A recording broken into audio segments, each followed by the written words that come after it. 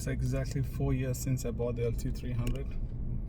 I got the delivery of this car on 31st March 2022. Today is 17th of March 2026. 4 years of owning this Land Cruiser. Today I'm going for the 120,000 kilometer major service to Toyota. My exact odometer reading is 120410. So in 4 years I've covered 120,000 kilometer, means 30,000 kilometer per year, which is pretty decent.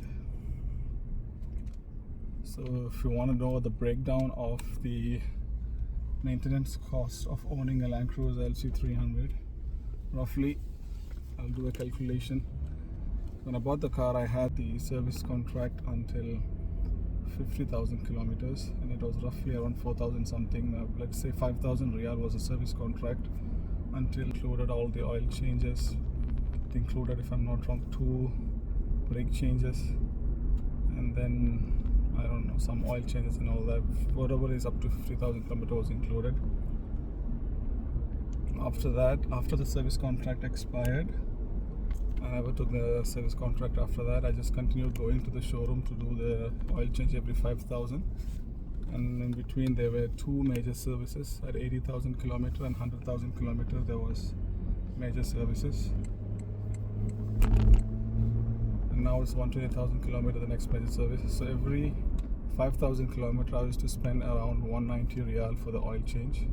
And the 2 major service, roughly each major service cost me 2,000 Riyal. So adding all that up, I'll tell you how much is going to be the total price. Now it's another major service which will cost me around another 2,000 Riyal. And what they do in these major services is they change all the differential oil, brake fluids, they change the transmission oil, they change the spark plugs, and they do injector cleaning. So that's all that was done until now.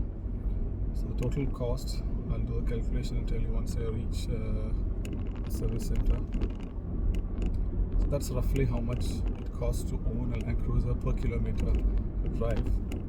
And then plus 120,000 kilometer, the fuel consumption for me, the mileage used to be around 7 to 8 kilometer per liter. So if you do that calculation also, you will know how much petrol I spend on the car. So roughly, if you're planning to own a big SUV like this is what it will cost you to own it. The price to buy the car might be more expensive than a smaller car, but the price to maintain it is much cheaper compared to the smaller cars. And most of the parts do not wear out that easily. It's built to quality. Yeah, the another thing that happened was in the first 50,000 kilometers, even though the brake pads were covered in my service package, they never changed the brake pads because the front brake pad was changed 2 times under warranty for free, so I didn't pay for it. So the front brake pad is still okay. I personally changed from my side the rear brake pads when I reached around 100,000 kilometers. The rear brake pads were worn out completely, it was completely gone.